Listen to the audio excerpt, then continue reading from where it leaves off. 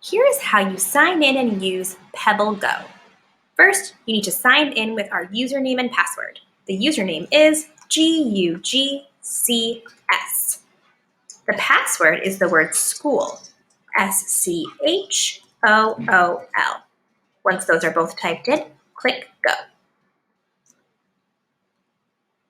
Here is what the home screen looks like on PebbleGo. We're not going to use PebbleGo Next quite as much, although you can if you'd like. We're mostly going to be on this blue PebbleGo tab. Then there are different categories: animals, science, biographies, social studies, and health. You can explore any category you want. Maybe I want to explore the social studies category. If I click on social studies, all these different other topics show up on my screen for me to look at and read. Let's see. Do I want to learn about branches of the military? Do I want to learn about jobs in the community? Do I want to learn about landmarks? Ooh, that sounds interesting. Landmarks. And if you put your mouse over the topic you want, the word will read out loud to you. Now I can choose which landmark I want to learn about. Easter Island. Eiffel Tower. Great Wall of China.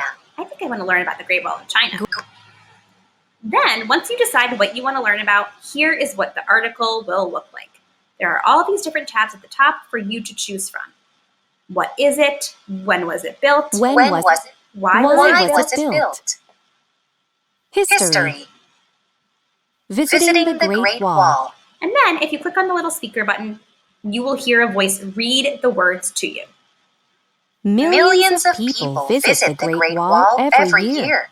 They walk up and down the steps. They can walk along the top.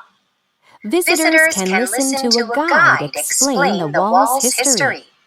Once you're done listening and reading, you can always click the home button at the top to go back to the main screen. That's how you use PebbleGo.